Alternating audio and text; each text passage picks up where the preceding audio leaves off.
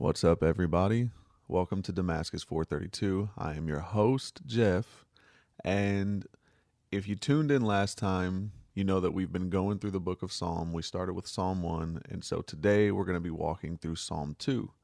Now, it's only 12 verses long, but let's not let the length of Psalm 2 actually fool you because it's loaded with a lot of theological weight.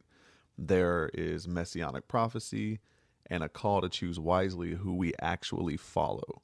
So if you tuned into the last podcast, that first episode, we went through kind of what the book of Psalm is about, and you can run back, you can watch it. It's kind of like poems, songs, prophecies, things like that in the book of Psalm, and it's really, really rich in things that we can use in everyday life, So Psalm 2 isn't just poetry. It's actually prophecy, and it's a glimpse into both the spiritual rebellion and divine sovereignty. And it draws a straight line from King David to Jesus. So, as you know, I love to read the verse first, so read the psalm first, and then we'll kind of get into a little bit of a breakdown. So let's start off with Psalm 2. And again, I read from the ASV. You can read from whatever Bible you have. Do not let printings or styles change anything. Just read what you have and, just get the word into you. So let's start it up. Why do the nations rage, and the peoples meditate a vain thing? The kings of the earth set themselves, and the rulers take counsel together, against Jehovah and against his anointed, saying, Let us break their bonds asunder, and cast away their cords from us. He that sitteth in the heavens will laugh. The Lord will have them in derision. Then will he speak unto them in his wrath, and vex them in his sore displeasure. Yet I have set my king upon the holy hill of Zion. I will tell of the decree. Jehovah said unto me, Thou art my son, this day I have begotten thee. Ask of me, and I will give thee the nations for thine inheritance, and the uttermost parts of the earth for thy possession. I have to fix this. Thou shalt break them with a rod of iron. Thou shalt dash them in pieces like a potter's vessel. And therefore be wise, O ye kings, be instructed, ye judges of earth. Serve Jehovah with fear, and rejoice with trembling. Kiss the Son, lest he be angry, and ye perish in the way. For his wrath will soon be kindled. Blessed are all they that take refuge in him. Okay, now, let me adjust momentarily, get this mic in a better place because I feel like I can't see anything going on here. Oh, there we go. All right, so right out of the gate, Psalm 2 opens up like a courtroom scene that you would see in a movie.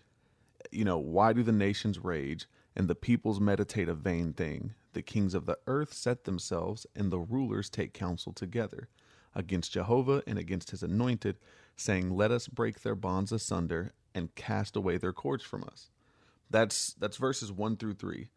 Now, let's kind of pause here, because there's a word in there in some versions which is anointed, and anointed in Hebrew is Messiah, and that's actually where we get the word Messiah. Now, the word anointed, against Jehovah and against his anointed. So we're, in its original context, it's most likely referring to King David or one of the royal descendants.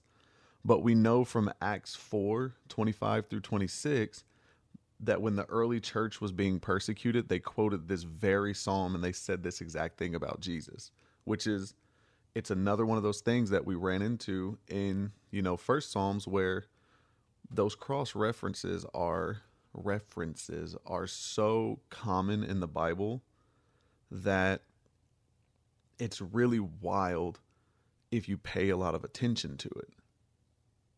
So, moving on, this is actually what we would consider and call a messianic psalm. So, it's a psalm that has dual meaning. One part is rooted in Israel's immediate history, but the fuller, complete meaning points towards the Messiah.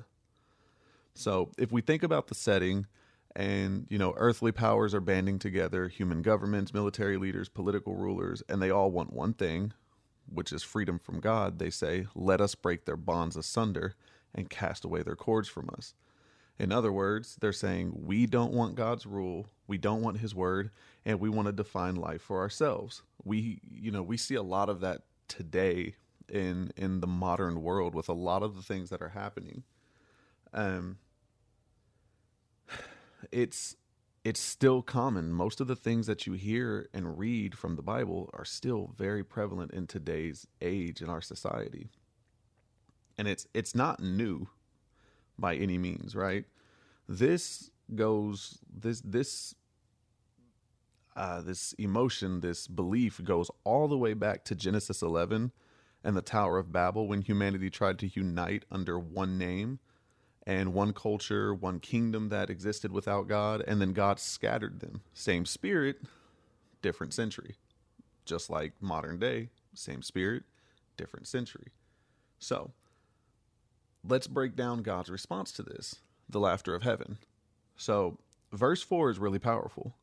It says, he that sitteth in the heavens will laugh, and the Lord will have them in derision. God's laughing. It's not because rebellion is funny, right? It's because it's actually absurd. Creatures, finite creatures that are made from the dust, are trying to overthrow the infinite creator of heaven and earth. It's like an ant trying to take down a mountain. And then he speaks further and says, yet I have set my king upon the holy hill of Zion. So in ancient Israel, Zion was the place of God's dwelling, his presence and his kingship. And God isn't reacting. He's actually declaring. He's saying, I've already chosen my king. So my purposes are not up for negotiation. This isn't a conversation to be had. This is just what the law is. And what's really beautiful about it is that even before Jesus came, the Davidic covenant in 2 Samuel 7 had already promised that God would raise up a son from David's line who would rule forever. And Psalm 2 is echoing that promise. Yeah, that's heavy. Again, cross-reference, prophecy, or foreshadowing if you're in the world of movies and things like that. So in verse 7, it's really the crown jewel of the psalm, right? It says, I will tell of the decree. Jehovah said unto me, thou art my son, this day I have begotten thee. Now again, historically, this was used in coronation ceremonies for kings in David's line. It's royal language, covenant language, if you will. But when we get to the New Testament, this verse explodes with a lot of deeper meaning. At Jesus' baptism, a voice from heaven says, this is my beloved son. That's Matthew 3, verse 17. And at the transfiguration, the Father again says, this is my son, hear ye him. That is Mark 9, 7. Cross references again. Paul in Acts 13 says this verse is fulfilled in the resurrection, not in the birth of Jesus, but when he actually rises, his enthronement. He's not just God's son by nature. He's the installed reigning king by resurrection power. It's a completion of the entire process. The entire prophecy is coming to fruition. And if we move forward into verse 8, it says, ask of me, and I will give thee the nations for thine inheritance, and the uttermost parts of the earth for thy possession. This is where this psalm turns global. It's not just about Israel anymore. Jesus doesn't rule a singular tiny kingdom. He reigns over the universe. The Great Commission in Matthew 28. All authority hath been given unto me in heaven and on earth. That's 28:18. That's Psalm 2 actually coming to life. Another cross reference. So Psalm 2 doesn't end with victory. It ends with a choice. And it says, now therefore be wise, O ye kings, be instructed, ye judges of earth, serve Jehovah with fear, and rejoice with trembling. Kiss the Son, lest he be angry, and ye perish in the way, for his wrath will soon be kindled. Blessed are all that take refuge in him. This is a divine invitation wrapped in a warning. That phrase, kiss the Son, it might sound strange to some people. It might sound strange to us, but in the ancient world, kissing the feet or the hand of a king meant submission. And it was an act of surrender. It was loyalty. It showed honor. And David is saying, you want to live? Bow, surrender to the Son. It's not just about world rulers. It was very personal, and every one of us stands in a choice. You can rebel or you can surrender to God's will, judgment or refuge. And that reaches right back in to us having the choice to follow Christ or not follow Christ. And he lets us know very openly and very surely that if you choose to live a life separate from me, I will allow that choice unto eternity. You will eternally be separated from me, or you will eternally be given the gift of life. So, and here's the gospel of it. The same king that will judge the nations is the one that offers himself as the refuge. He could crush us with his wrath. It would not be hard. We are molecules compared to the vastness of the greatness of Christ and of God. And he offered us mercy through his sacrifice on the cross. And it's again about the choice. Will you use him as your refuge? Or will you rebel and live in the judgment? So if you're thinking like, so what? What does that mean? What is the use of Psalm 2 in today's world? What does it teach us, I guess, would be that God is sovereign. Even when the world rebels, and when kings plot, when nations rage, when culture pushes God away, God is still on his throne, and he's not stressed, nor is he surprised about it. We see on the news every single day that something wild is happening. There's floods, there's this, and a lot of people will ask a lot of questions like, why would God allow this to happen? But if you're reading your Bible, you understand that prophecy, just like Psalm 2 is rich with, has to be fulfilled in one way or another. It's not that God is making things happen or allowing things to happen. Things just have to happen for prophecy to be fulfilled. And I know that some people don't like that answer, but when your spirit is rich, when your heart and your mind are at ease because you've taken that time to really sit inside of God's presence and spent that time in your Bible, you've spent that time in worship, in prayer, and praise, you really begin to remove the questions and remove the doubt of the world and of the news and of everything that's happening, because at the end of the day, you kind of find that regardless of the world's status, you have faith, and peace comes with that faith. And moving forward into what we're learning here is that Jesus was the fulfillment of this psalm. He is the Son. He is the anointed. He is the King of Zion. He was rejected. He was crucified. He was buried. And then he rose again. It's not poetic language. It's real history. And it has eyewitness accounts, and it demands a response. There's no neutral position for this. Psalm 2 shows that there is no room left for halfway allegiance or lukewarm, which is a very common phrasing today. You are either raging against the Son and you live in sin, or you kiss the Son and you follow and you obey. So you will either fight his rule or you will find refuge in it. That's where we end, not with fear, but with blessing. It's not just a psalm about judgment. It's the psalm about safety. In the king's shadow, there is peace.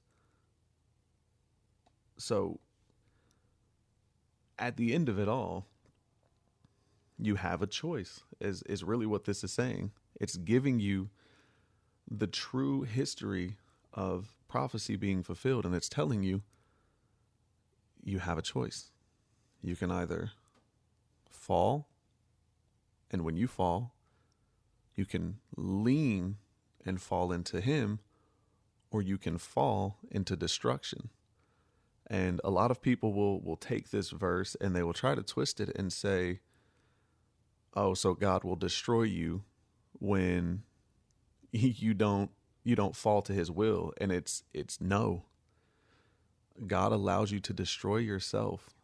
He's still hoping, waiting, seeing that hopefully someday you will turn your fall into a dive into his presence. And a lot of people won't. And as believers and people of the faith that we follow, it's hard for us to watch. So we have to kind of give grace the same way that Christ gave grace. There's a lot of judgment that comes with people not following our belief, and that's not, while it is our business because it is in our spirits to try and bring Christ to these people, it is not an offense to us that they don't want that. Remember, this entire psalm is saying there is a choice. So trying to force the choice away and make it a demand only turns people away. When you are vicious and vindictive and malicious, and even if your intent is to lead them to Christ, human beings will not see Christ as working through you because you are taking away their choice. That is all I have to say for this day. I thank you for tuning in again. If you're tuning in, or if this is your first episode, thank you for just listening. As you can tell, it's very raw. There's not a lot of edits that take place. I do a lot of thinking. I do have a few lines that I read from, so that I can make sure that my references are correct. But for the most part, I do my own thing, and I go where I'm led to go. But thank you for walking through Psalm 2 with me today. If it stirred something up in you, go back and read it slowly and see how it echoes through the Old and New Testaments, and not just over nations, but over our hearts. And there is no safer place to be than surrendered to God himself. So, until next time, stay rooted, stay blessed, and always put God first.